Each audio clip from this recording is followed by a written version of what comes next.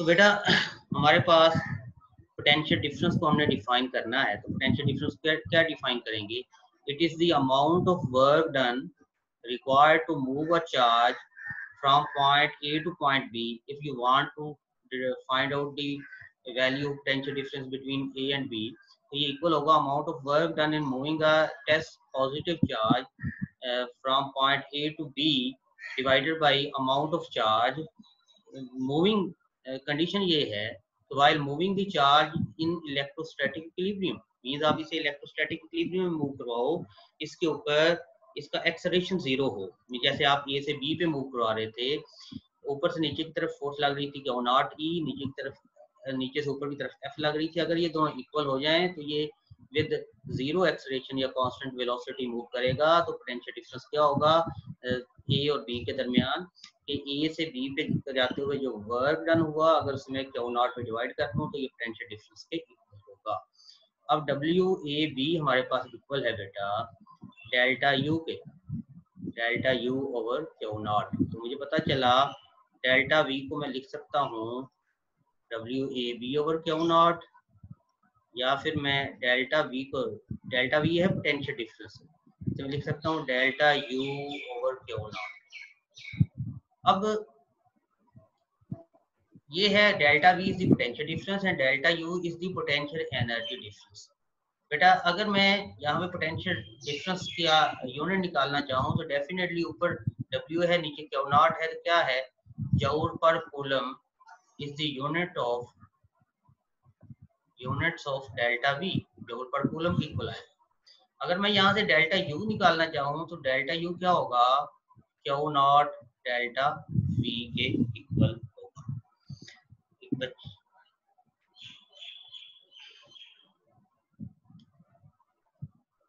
Okay बेटा बच्चे join कर रहे हैं, आइए शाबाश। अब हम बात करेंगे,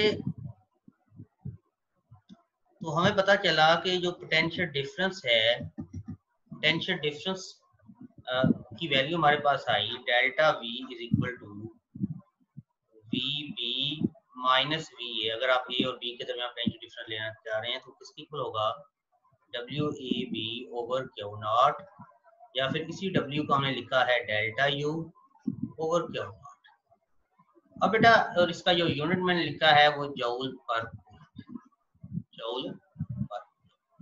अब बेटा अगर हम बात करें कि what is the concept of electric potential, तो हम तो बात कर रहे हैं इलेक्ट्रिक पोटेंशियल डिफरेंस की, जो पोटेंशियल डिफरेंस है, पोटेंशियल डिफरेंस।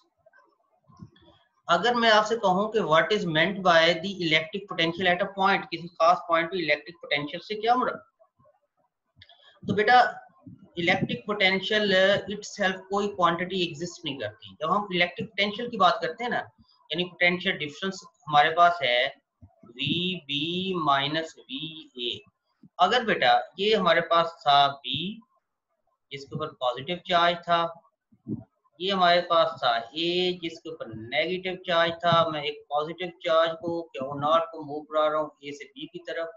अगर बेटा मैं ए को एट इंफिनिटी ले जाऊं, टेक ए टू इंफिनिटी, ए को इंफिनिटी लेने से मुराद है ए को वहां पे ले जाओ जहां पे बी की इलेक्ट्रिक फील्ड ना हो, और अगर मैं इंफिनिटी से किसी पॉइंट को मूव करवा के बी पॉइंट पे ले आऊं तो मैं कहूंगा ये पोटेंशियल है at point B, this is the potential at point B.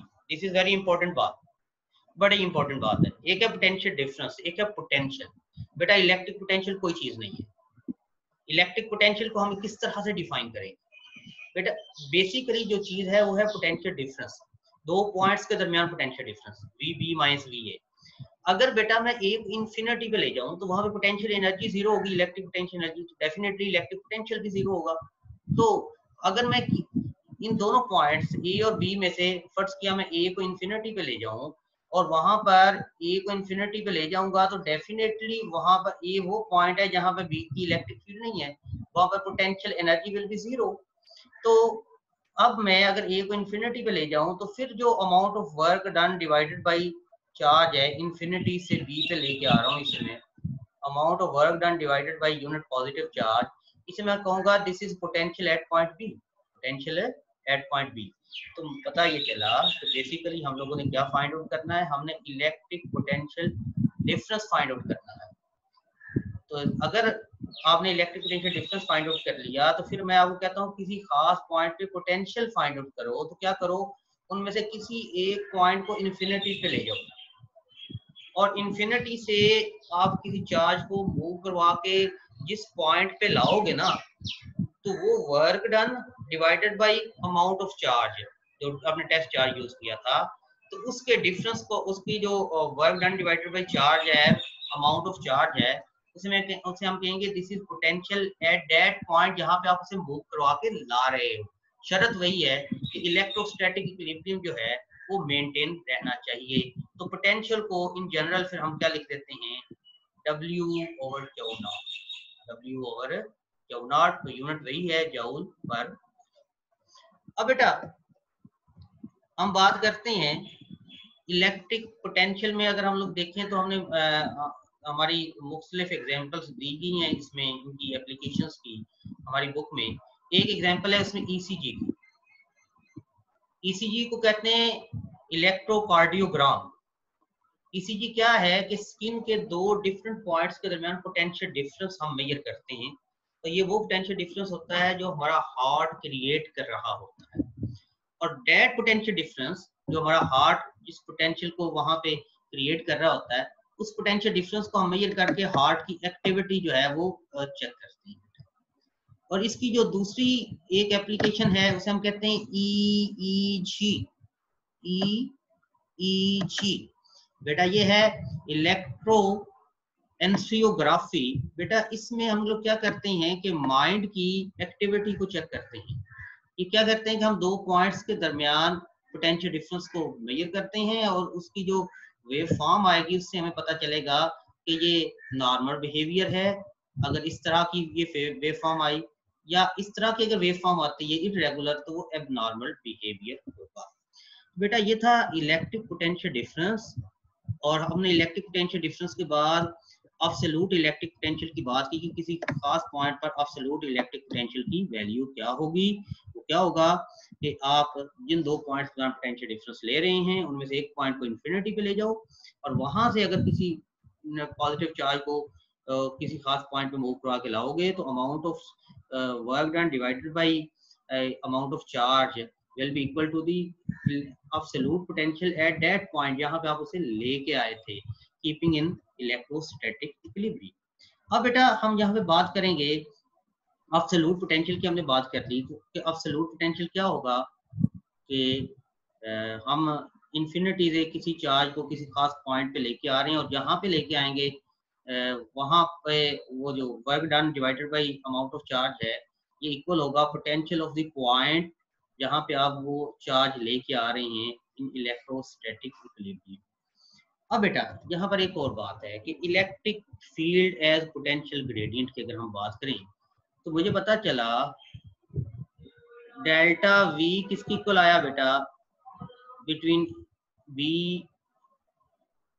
B और A के दरमियान जो पोटेंशियल डिफरेंस है वो किसकी इक्वल है, work done from A to B over amount of charge के बराबर।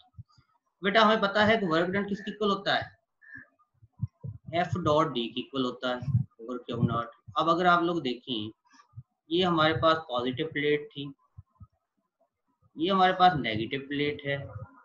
आप अगर A से B की तरफ जाते हैं, एक चार्ज को मूव करवा के लेके जाते हैं, तो इसके ऊपर आप फोर्स लगाएंगे Fe, जो मैंने अभी पहले बताया, वो किसकी इक्वल होगी, QE की इक्वल होगी।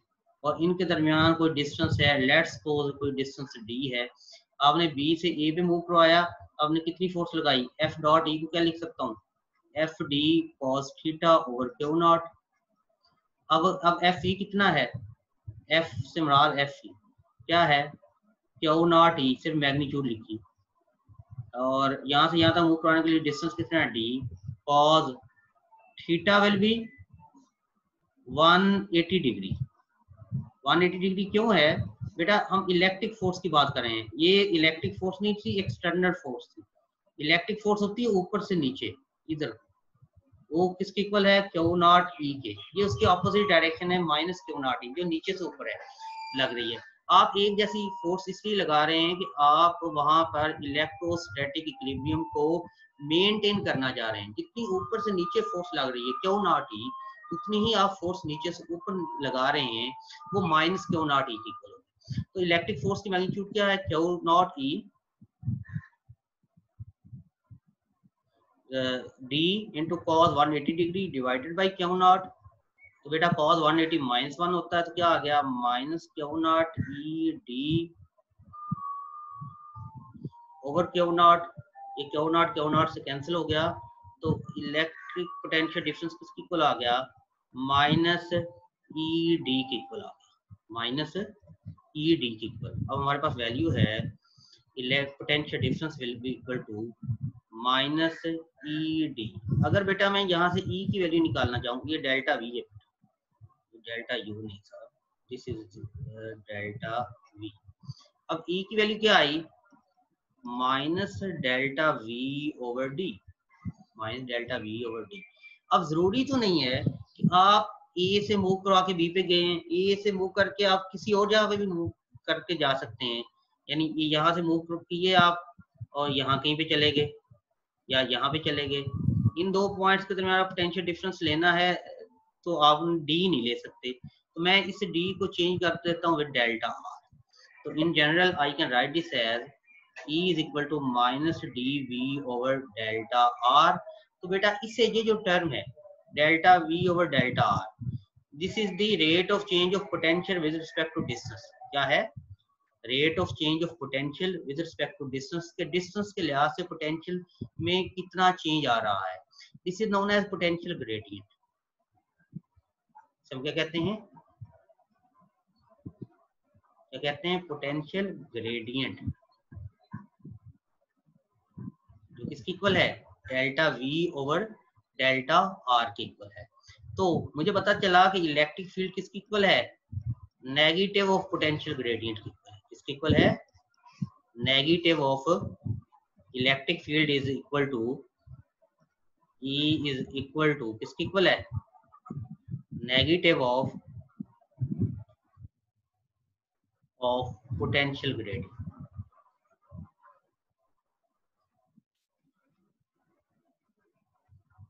अब आपको पता होना चाहिए कि पोटेंशियल ग्रेडियंट नेगेटिव कब होगा, जब फाइनल पोटेंशियल कम हो इनिशियल ज्यादा हो। पोटेंशियल डिफरेंस है ना, ऊपर डेल्टा वी है, तो डेल्टा वी आप कैसे निकालोगे, वी एफ माइनस वी आई। अगर वी एफ कम है वी आई ज्यादा है तो ये नेगेटिव आएगा ना। तो मुझे पता चला कि इलेक्ट्रिक फील्ड की जो डायरेक्शन है वो टूवर्ड्स डिक्रीजिंग पोटेंशियल होगी, इधर को होगी टूवर्ड्स डिक्रीजिंग पोटेंशियल। जैसा कि ये हमारे पास एक पॉइंट पॉजिटिव चार्ज है, ये इसकी इलेक्ट्रिक फील्ड लाइंस है और यही इलेक्ट्रिक फील्ड की डायरेक्शन है जो इलेक्ट्रिक फील्ड लाइंस की डायरेक्शन है। अब अगर आप लोग देखें तो पॉइंट ए पे पोटेंशियल ज्यादा होगा पॉइंट बी की निस्बत, तो ए से बी पे, इसी ये इलेक्ट्रिक फील्ड की डायरेक्शन है और इस डायरेक्शन में पोटेंशियल कम हो रहा है फ्रॉम डेल्टा वी निकालो ना बी और ए के दरमियान, तो दिस विल बी नेगेटिव। ये नेगेटिव होगा, क्यों होगा, क्योंकि बी का पोटेंशियल कम होगा ए से, तो V B minus V A निकालोगे तो नेगेटिव होगा। मुझे पता चला इलेक्ट्रिक फील्ड की जो डायरेक्शन है वो डिक्रीजिंग पोटेंशियल की तरफ होगी। जिस तरफ पोटेंशियल डिक्रीज होगा हो रहा होगा वही इलेक्ट्रिक फील्ड की डायरेक्शन होगी। तो हम इलेक्ट्रिक फील्ड को डिफाइन कर सकते हैं, it is equal to the negative of potential gradient. ये किसके इक्वल है, नेगेटिव ऑफ पोटेंशियल ग्रेडियंट के। अब बेटा इलेक्ट्रिक फील्ड की हमारे पास दो फैक्टर्स आए, यहाँ पर हम इलेक्ट्रिक फील्ड को लिख सकते हैं। मैं यहीं पे ही कुछ क्वेश्चन जो है इसे सॉल्व कर लेता हूँ। बेटा हम इलेक्ट्रिक फील्ड को दो तरह से लिख सकते हैं। अब इलेक्ट्रिक फील्ड की वैल्यू है हमारे पास